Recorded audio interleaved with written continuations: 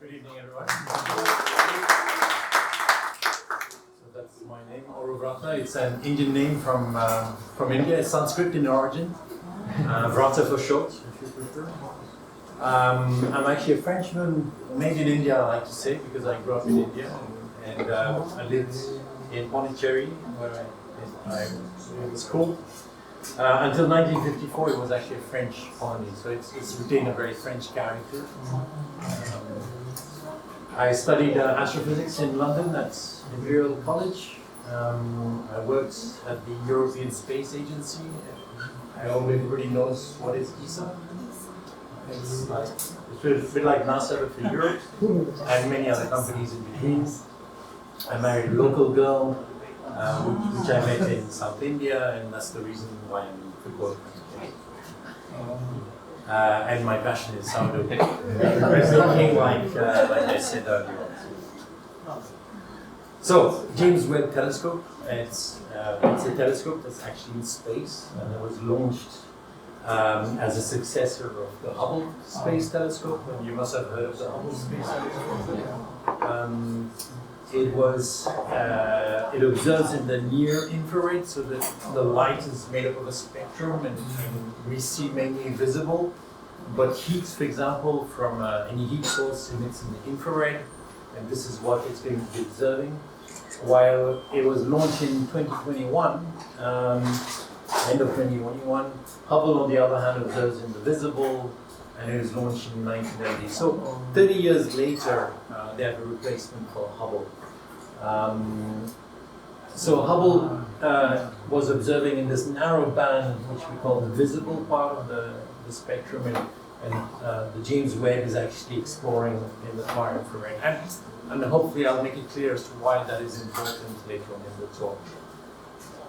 For comparison size, you can see they're more or less about the same size, but what really differs is the size of the mirror, and that really makes a big impact as far as what you can capture and the amount of light you can actually see anything. So the man standing there for size, the mirror of the Hubble is 2.4 meters, and this is 6.5 meters. So a sizable difference.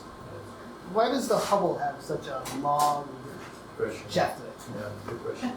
So the Hubble was in orbit around the Earth, and as a result, because it's around the Earth, there's a lot of light pollution that comes from the Earth, from the Moon, from the Sun, and it needed to be shielded from that, and that's why it's got this long tube.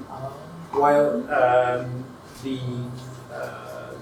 James-Webb is actually orbiting around the Sun, but in synchronous with the Earth's orbit.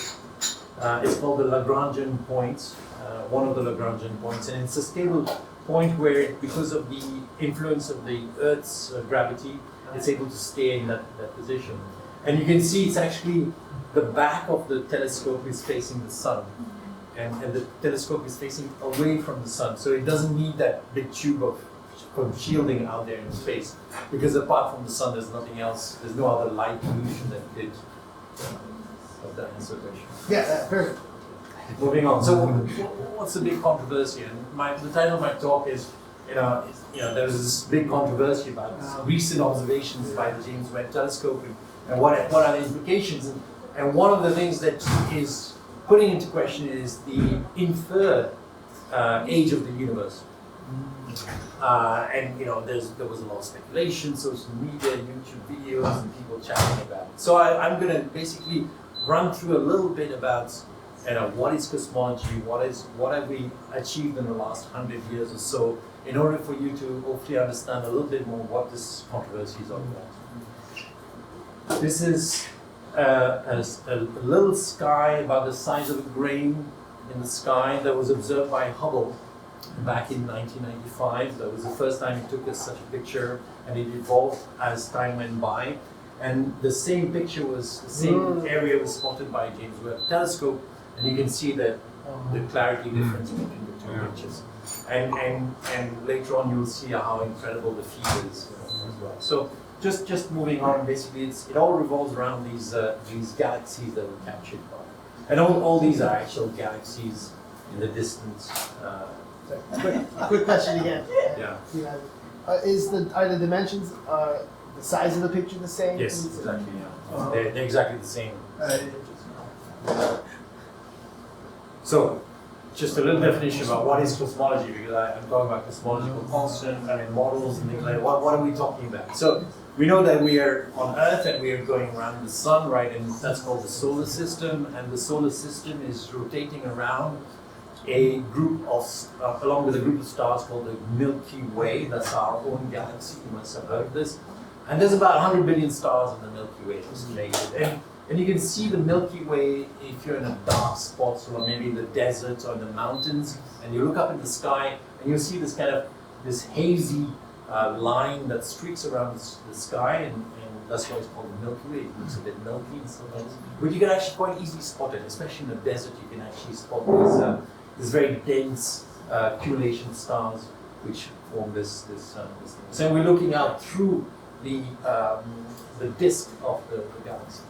Now, if you were to stand outside the Milky Way, this is what you would actually be observing. You'd see this kind of disk rotating with a bulge in the middle, and all these stars would look like a hazy thing. But if you zoom into one of these corners, you would actually see distinct stars that are forming this. And the Milky Way is part of a local group of galaxies, and there are about 100 billion galaxies in the universe. And cosmology is the study of the universe. In other words, we look at galaxies like you might look at atoms in a gas and study the gas. So here we're actually looking, so if you look deep down, you can see these if you zoom into one part of the sky, you'll see a lot of galaxies. And the further you zoom, the more galaxies you see. So cosmology is really about the study of the universe. And in order to actually understand what's all the fuss about, you really need to understand a little bit more about cosmology and a brief history, which is what I want to go back into. So we started in 1905, and this guy you might recognize, Einstein, comes up with his special relativity. And he comes up with this by actually postulating that the speed of light is constant. And there is a whole history as to why he came to that from previous experiments and things. But we start from 1905. And he says, okay, the speed of light is constant. And he also postulates that in order to actually make any sense of the universe, he assumes the universe to be homogeneous and isotropic. And what does that mean? It means that wherever you look in the sky, whether you look up or down below the Earth, if you were in the southern hemisphere or something like this, you would see pretty much the same picture. In other words, as you zoom into one section of the sky, you would see a distribution of what appears to be a random distribution of galaxies, and it wouldn't look any different in any parts of the sky that you look at. So it's not as if you look in one corner and you see galaxies, and another corner is totally empty or something. So homogeneous means it looks the same everywhere. And isotropic means that if you are in this galaxy or you're in another galaxy, in another part of the universe, the same laws of physics apply. Okay, so we are all having the same laws that apply throughout the universe. This is what isotropic means. And the special relativity over the next 12 years evolves into what we now know as the general relativity. And the general relativity is about inclusion into this special relativity. So special relativity was basically all about when you observe the universe, and you observe from a relative perspective whereby there are differences in speeds, and depending on how fast you move as an observer, what you observe is relative compared to what another observer who might be standing still or who might be moving faster or in the opposite direction might actually observe. And it's a pretty simple set of theory in that sense. And general relativity is really another layer of complexity where it takes into consideration things like gravity and acceleration. And from this inclusion, it comes out from the math that space and time can be understood as being curved by gravity. So you may have heard of stars deforming the space-time, or black holes deforming the space around them to the point that even light cannot escape anymore and things like this. So So this comes out of general relativity, that space is actually like a field which is being bent by gravity or acceleration. Acceleration and gravity are indistinguishable within general relativity.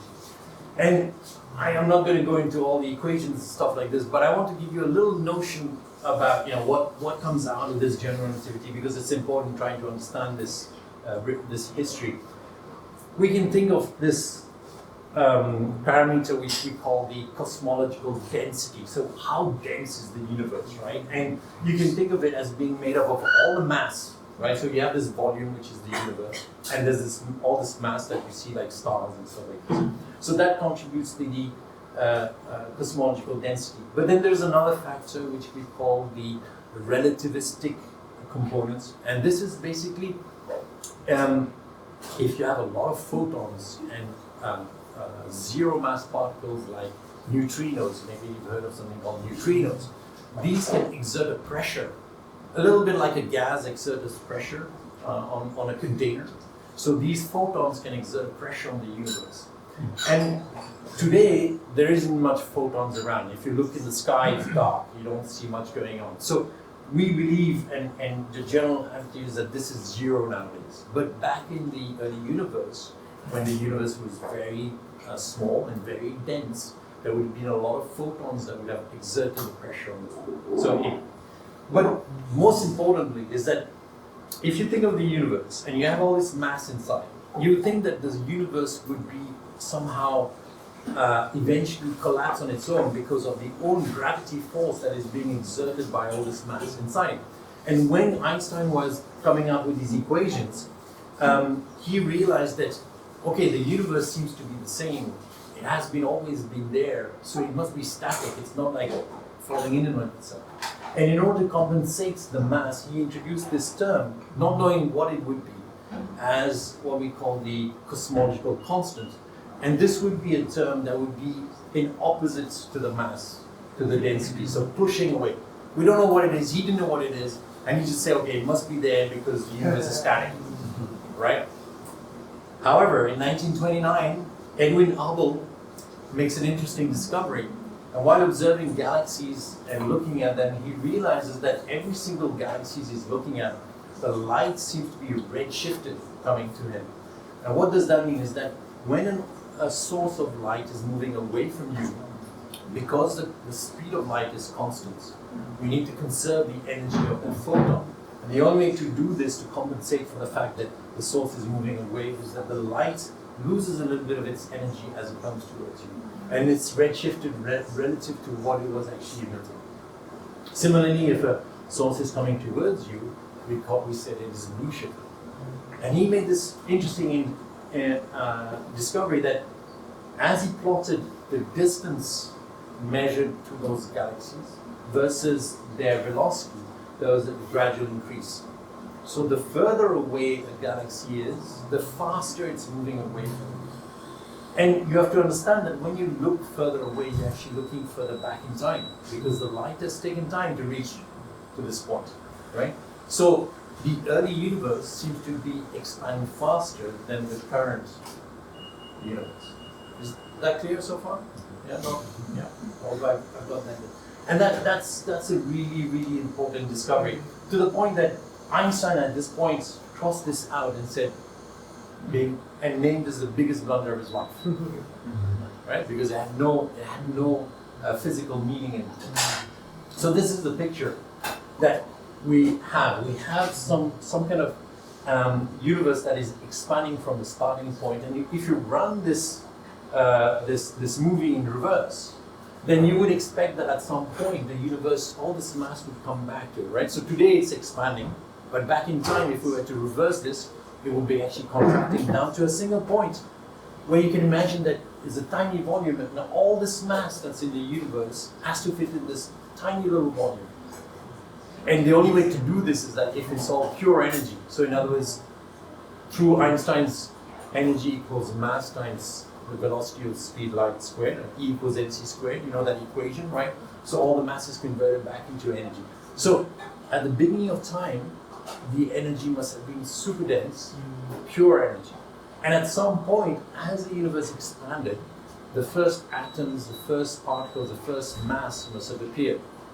And this kind of idea, what led us to the next discovery, which was by Gamow, and Gamow was a Russian astrophysicist in America, and he had a PhD student called Alpha, and together they presented a paper about the first elements that were created in the universe.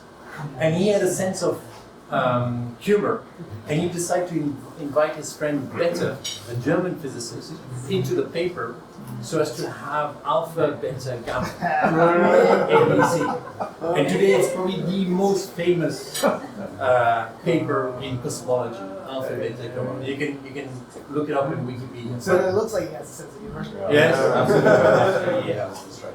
And most interestingly enough is that it predicts what are the initial distribution of elements in the universe. So it does a very good prediction that hydrogen, helium, and to a certain extent lithium, which were the first elements that were produced.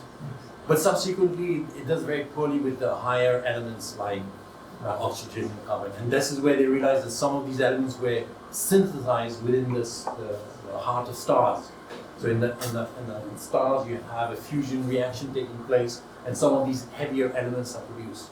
And today, all you have in your mobile phone is a lithium battery. Yeah. Every single atom in those lithium batteries started off from the beginning of the universe.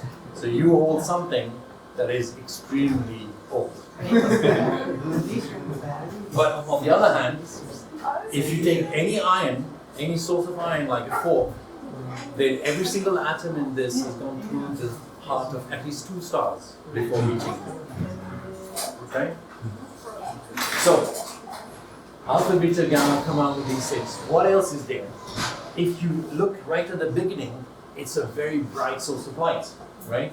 And what do we know about light from the beginning of the universe? Today it's being redshifted, right? Any source of light that you observe at the beginning because of the expansion is being redshifted.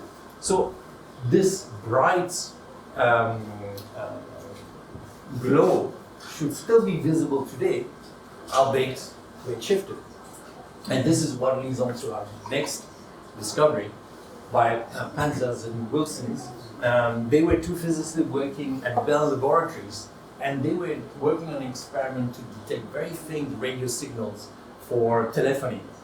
And they built this massive antenna to pick up those signals, and in order to actually detect those very weak signals, they needed to cool the instruments to 2 degrees above absolute zero, so 2 kelvins we call it, which is about minus 271 degrees in Celsius.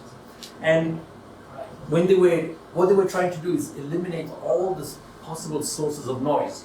So you have like local radio stations, you have even a car, for example, will be emitting some signals, and they had to try and limit all these sources of noise. And eventually they ended up with one constant noise at 3.5 Kelvin, which is in the microwave band, which they just could not understand where it was coming from. And this noise would be regardless during the day, during the night, during different part of the season. 6 months later, they would still be having this noise, so it was seemingly coming from everywhere. And they just didn't understand what was going on. And in fact, they even thought maybe the pigeons were the source of it. So they cleaned up the entire antenna, scrubbed it, removed all the poop and so that, but still it wasn't disappearing. And 60 kilometers away in Princeton, there was these cosmologists who were actually working on a theoretical paper predicting that the initial glow of the universe should be visible today in the microwave at 3.5 K. And when they heard about each other's experiments and the results, they jointly published a paper in 1965. They predicting the black body microwave radiation, and they actually showing the results. And in 1978, they got the Nobel Prize for their discovery. And this leads to my last little bits about the history of cosmology. Today, there was in 2008, there was a space-borne observer in the microwave launched by the European Space Agency called the Planck Observer, and it mapped the entire sky in the microwave at 3.5 K.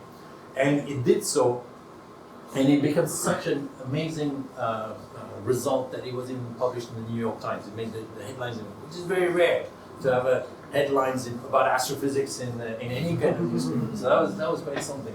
Why was it so fundamental? Well, if you observe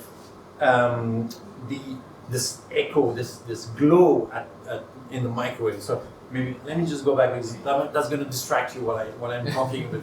But if you observe this microwave that's coming from all over the place, and you're actually observing this glow from the beginning of the universe, any kind of initial structure in the time when the inflation started would be reflected in this microwave background. What do I mean by that is that, for example, if there was in a given area in the sky a little bit more mass than another area, that mass would interact with the microwave, and the resulting glow that you see today would be slightly at a very slight different frequency compared to one where there was no matter.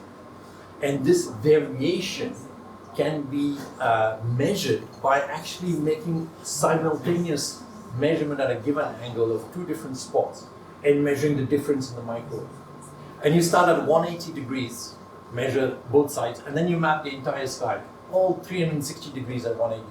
Then you close your angle, and you do again a 360 degree mapping of the sky. And again, until you come down to basically a zero angle. And by actually doing this, here at the bottom is the variation in the angle, right? It's in what we call the Fourier transform scale. So the 1 is the 180 degrees, and the 1000 is the close to zero, very, very small angles. And what happens is that different kind of cosmological models will predict different variations at very, very small scales. And you can see here, these are different models that have been plotted. And you can see how the variations vary widely in terms of, here at the top here, this scale is the variation in this microwave background that you detect.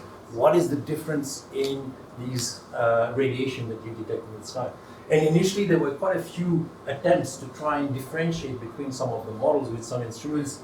COBE was a Japanese satellite that was launched to do also microwave thing, one of the earlier ones. But none of them were very sensitive enough to really distinguish what kind of model they were looking at. And this is where Planck comes in. And this is the result of Planck. So the red dots is actual data from Planck and how it matches one of the given models.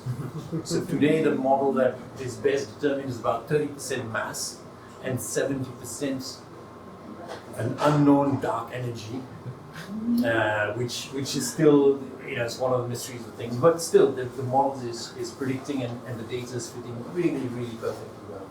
And that's why it was such a fundamental result. Having said this, I'm running. Okay. So, back to here, this is what we are at. And what is the big controversy? Well, as I said, observing back in time is a difficult problem. And we base ourselves on a reference star, Vega, which we call the magnitude 0. And anything which is measured from this is an increase in magnitude. Again, in physics, we like to go in reverse order. So, our naked eye can detect magnitude 6.5, which is about 300 times fainter than Vega. Beyond this, you start to need a telescope to actually pick up the Hubble deep fields. Our initial picture that I showed you at the beginning was a 31.5 magnitude, which is about 10 billion times fainter. But Hubble needed 23 days of continuous exposure to build up this image. And it did so over a period of 10 years. So 10 years of orbiting, whenever the satellite was pointing in the right direction, they would expose it. Next orbit, expose it, and like this, they would accumulate this image over a 23-day exposure. And this picture was in 12 and a half hours.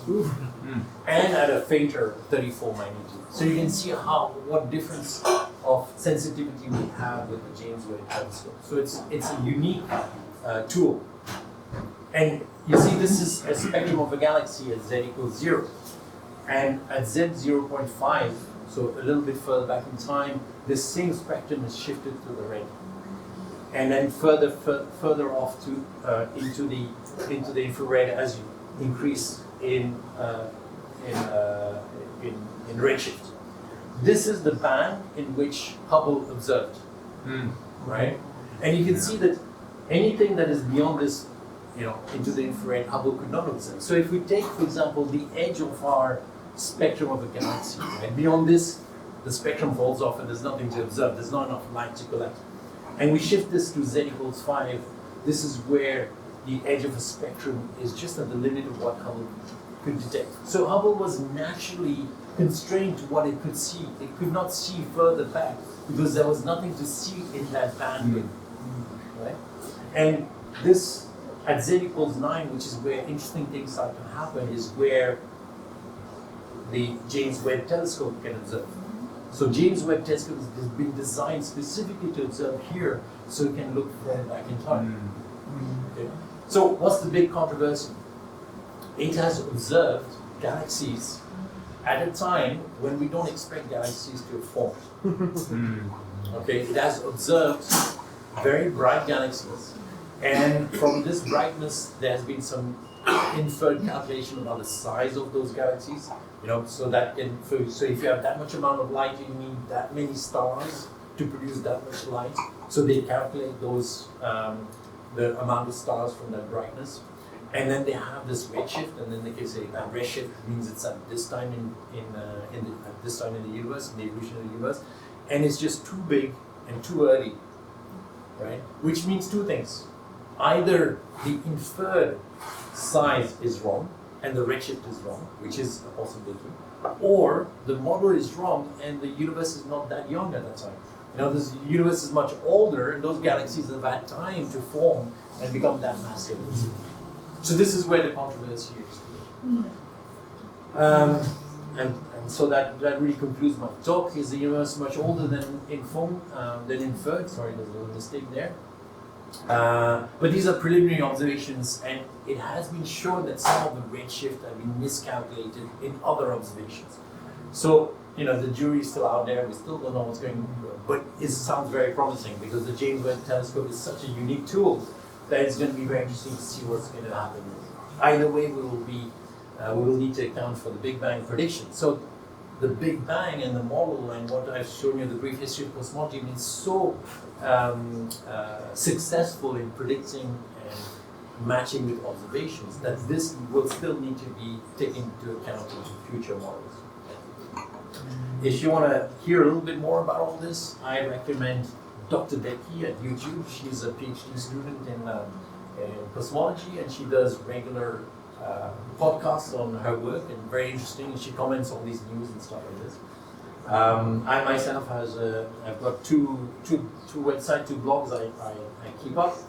One is on India, if you want to know a little bit more about India and travel there, and some funny pictures and videos I've collected over those years. And this is more my professional work. I'm more into IT and stuff like this. So that's it. Thanks.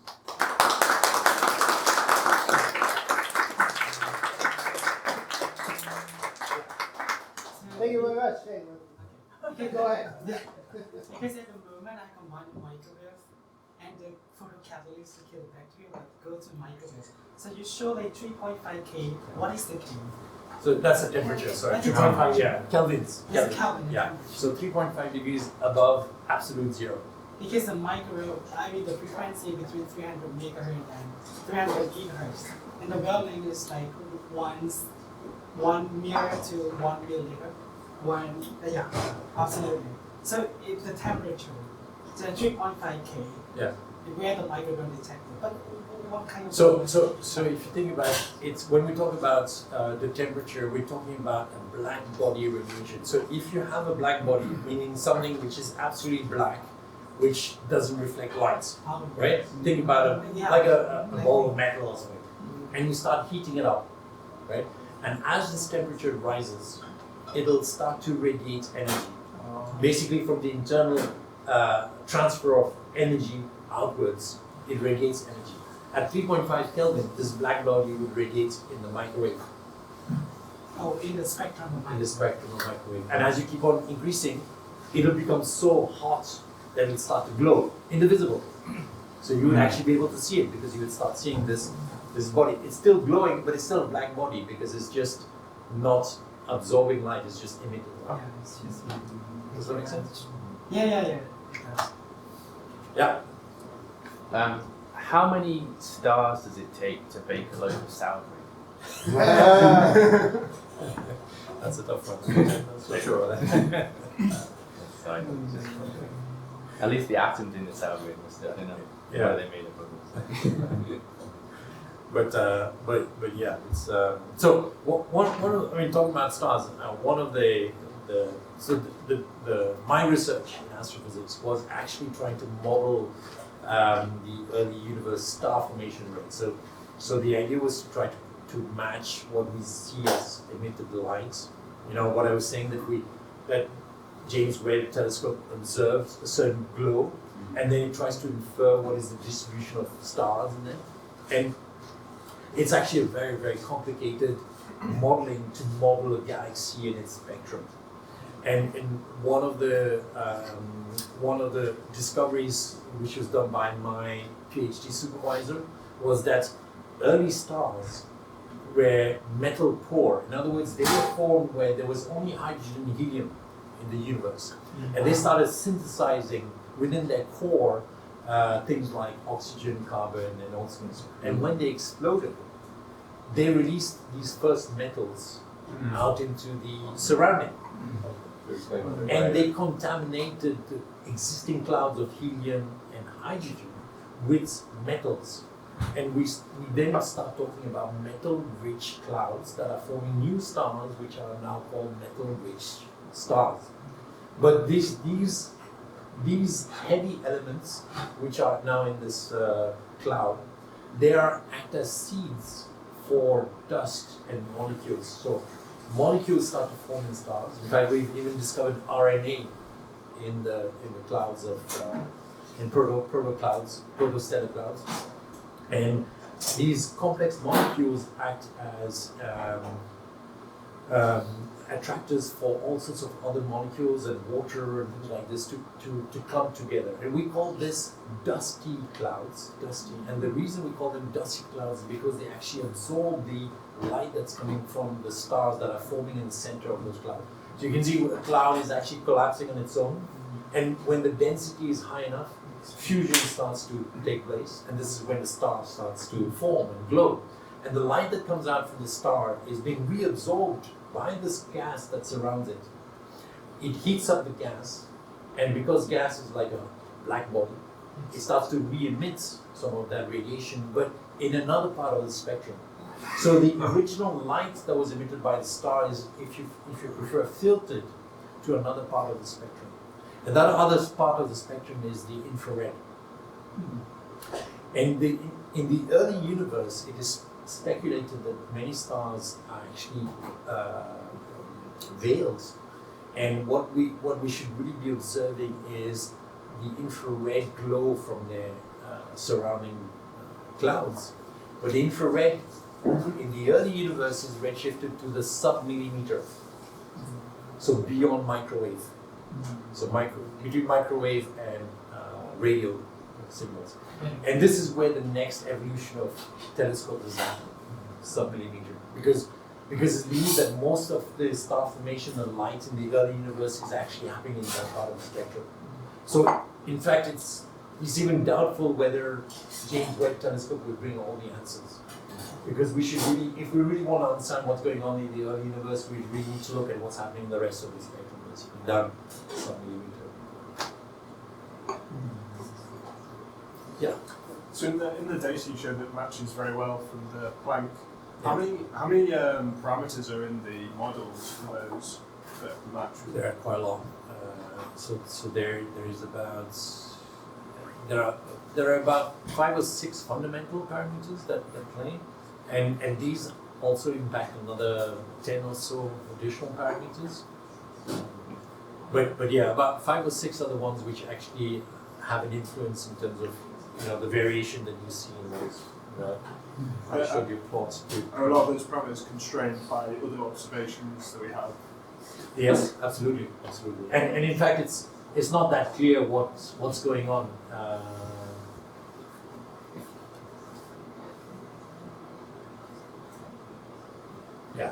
So all these variations basically,